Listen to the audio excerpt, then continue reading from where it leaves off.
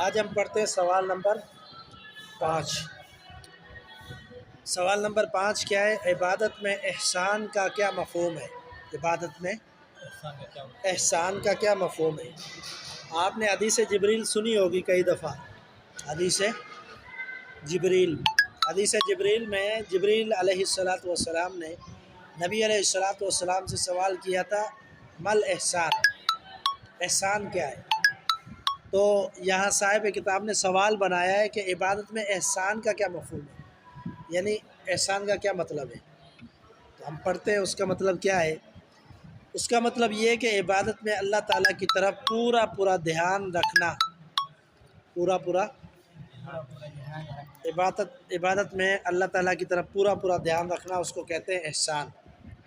ٹھیک ہے، قرآن مجید کی آیت ہے الذی یراک حین تقوم وتقلبک فی الساجدین، وہ اللہ رب العزت جو تمہیں اس وقت دیکھ رہا ہوتا ہے جب تم قیام کرتے ہو اور سجدہ کرنے والوں میں تمہاری نقل و حرکت کو بھی، یعنی سجدہ کرتے وقت بھی اللہ تمہیں دیکھ رہا ہے۔ نقل و حرکت ہوتی ہے نا، سجدہ کرنے وقت بندہ نیچے جاتا ہے، جھکتا ہے، سجدہ کرتا ہے، یہ بھی اللہ دیکھ رہا ہے۔ اور اللہ تعالیٰ قیام میں بھی تمہیں دیکھ رہا ہے۔ یعنی اس چیز کا تقاضا یہ ہے کہ عبادت میں دھیان کہاں ہونا چاہیے؟ اللہ کی طرف۔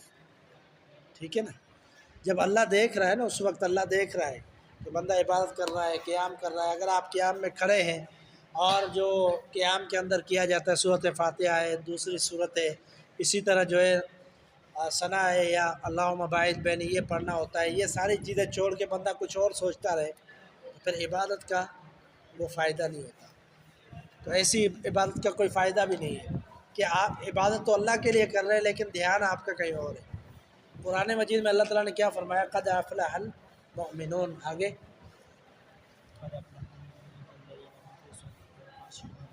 فی صلاتہم خاشعون، کیا ہے؟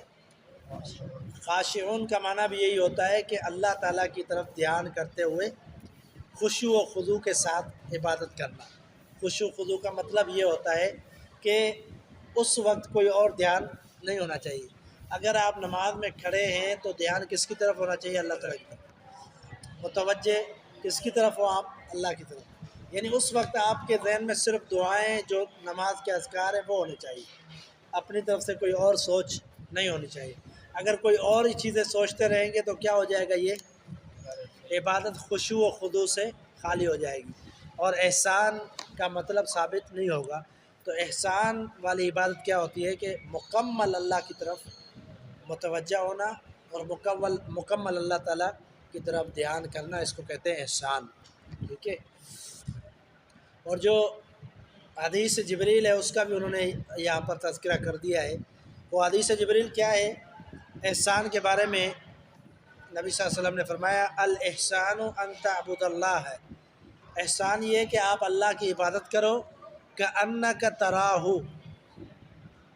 اس طرح عبادت کرو گویا کہ اللہ تمہیں دیکھ رہا ہے، تم اللہ کو دیکھ رہے ہو۔ کیسے؟ اس طرح عبادت کرو کہ تم اللہ کو دیکھ رہے ہو۔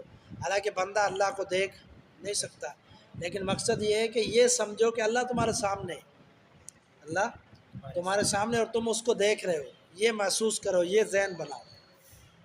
جب بندہ کسی کے سامنے کھڑا ہو نا، اپنے سے بڑے کے سامنے کھڑا ہو اور ذہن میں یہ ہو کہ یہ بڑا ہے، تو پھر بندہ اپنے حساب سے بات کرتا ہے اور اپنے حساب سے سوچتا ہے۔ یہ تو اللہ کی ذات ہے، یہ اللہ کی ذات ہے کہ بندہ سوچے کہ میں بندہ ہوں اور اللہ کے سامنے کھڑا ہوں اور اللہ مجھے دیکھ رہا ہے، میں اللہ کو دیکھ رہا ہوں۔ نبی صاحب فرمایا ایسا ذہن بناؤ، ایسا ذہن بناؤ کہ اللہ مجھے دیکھ رہا ہے، میں اللہ کو دیکھ رہا ہوں۔ اللہ کو میں دیکھ رہا ہوں، دیکھ نہیں سکتا، اگر ایسا ذہن نہیں بنتا تو فرمایا فَإِن لَّمْ تَكُن تَرَاهُ فَإِنَّهُ يَرَاكَ، اگر تم یہ خیال پیدا نہیں کر سکتے کہ میں اللہ کو دیکھ رہا ہوں، کیونکہ بندہ دیکھ نہیں رہا ہوتا، تو اگر یہ ایسا دھیان پیدا نہیں ہوتا، ایسی سوچ پیدا نہیں ہوتی، تو پھر فرمایا کہ یہ سمجھو کہ یراک ہے کہ اللہ تمہیں دیکھ رہا ہے۔ تو یہ تو اس بات میں تو کوئی انکار نہیں ہے، اس میں کوئی دو رائے نہیں ہے کہ اللہ تو ویسے ہی دیکھ رہا ہے۔ ٹھیک ہے، تو عبادت خشوع خضوع کے ساتھ اور احسان کے ساتھ ہونی چاہیے۔ ایسی عبادت ہونی چاہیے کہ گویا کہ ہم اللہ کو دیکھ رہے ہیں اور اللہ ہمارے سامنے موجود ہے اور ہم اللہ کے سامنے قیام کر رہے ہیں، رکوع کر رہے ہیں، سجدہ کر رہے ہیں، عبادت کر رہے ہیں، تو پھر ہی احسان کا مفہوم نکلے گا عبادت کا، اور پھر ہی سمجھو کہ آپ نے وہ عبادت کی ہے جس میں احسان بھی ہے اور جس میں خشوع و خضوع بھی ہے۔ اور اگر آپ نے ایسا نہیں سمجھا اور آپ نے نماز بھی قائم کی اور پھر آپ نے ادھر ادھر کا ذہن لگا لیا، ادھر ادھر ذہن گھما رہے تھے آپ، پھر کیا ہو جائے گا؟ خشوع خضوع ختم ہو جائے گا، اور ایسی عبادت سے کیا ہوگا؟ اجر بھی کم ہو جاتا ہے۔ کیا ہو جاتا ہے؟ اجر بھی کم ہو جاتا ہے، کیونکہ عبادت کے لیے خشوع خضوع بھی ضروری ہے، احسان بھی ضروری ہے، تو اگر یہ نہیں ہوگا تو عبادت میں اجر کم ہو جائے گا۔ ٹھیک ہے، تو یہاں پر جو ہے نا آج کل ہمارے معاشرے میں کیا ہوتا ہے کہ سارے حساب و کتاب نماز میں ہوتے ہیں۔ کیا ہوتے ہیں؟ سارے حساب و کتاب نماز میں ہوتے ہیں۔ ہمارے استاد ہیں مفتی سلیم صاحب، آپ جانتے ہوں گے، جمعیت اہل حدیث سندھ، پوری سندھ کے جو ہے نا وہ مفتی ہیں، تو انہوں نے ایک دفعہ ایک بات بتلائی ہمیں، وہ کلاس میں ایسے بات کر رہے تھے، سمجھا رہے تھے، تو انہوں نے مذاق میں ایک بات بتائی، اور وہ کہہ رہے تھے کہ ایک بندہ تھا نماز پڑھتا تھا، تو مولوی صاحب نماز پڑھانے کے بعد نا ایک دن اس نے کہا کہ مولوی صاحب آج آپ نے 3 رکعتیں پڑھی ہیں۔ کیا کہا؟ مولوی صاحب نے کہا کہ 3 رکعتیں نہیں، پوری نماز پڑھی ہے، دوسرے بھی سب موجود تھے، 3 رکعتیں نہیں ہوئی بلکہ پوری 4 پڑھی ہیں۔ تو مولوی صاحب نے اس کو کہا کہ آپ کیسے اعتراض کر رہے ہو کہ 3 رکعتیں ہوئی، وجہ بتاؤ۔ تو اس شخص نے کہا کہ میری 4 دکانیں۔ کتنی دکانیں؟ 4 دکانیں، اور میں نماز میں جو ہے نا چاروں دکانوں کا حساب لگاتا ہوں، حساب کرتا ہوں کہ اس میں کتنے پیسے آئے، اس میں کتنا کام ہوا، یہ ہوا۔ تو جب چوتھی دکان پہ میں پہنچا تو چوتھی دکان کا میں نے حساب آج نہیں لگایا، اس کا مطلب ہے کہ آپ نے 4 رکعتیں نہیں پڑھی، کتنی پڑھی ہے؟ 3 پڑھی ہے، اس لیے میری ایک دکان رہ گئی۔ تو یہ آج کل ہماری کیفیت ہے۔ کیا ہے؟ یہ کیفیت ہے کہ اپنی دکانوں کے حساب، اپنے گھروں کے حساب، اپنے کام کاج کے حساب کہاں کرتے ہیں؟ جب نماز میں کھڑے ہوتے ہیں، دوسرا وقت ہمیں یاد نہیں رہتا۔ حالانکہ کام کرنے کے مسجد کے اندر بندہ داخل ہوتا ہے نا تو کیا کہتے ہیں؟ کون سی دعا پڑھتے ہیں؟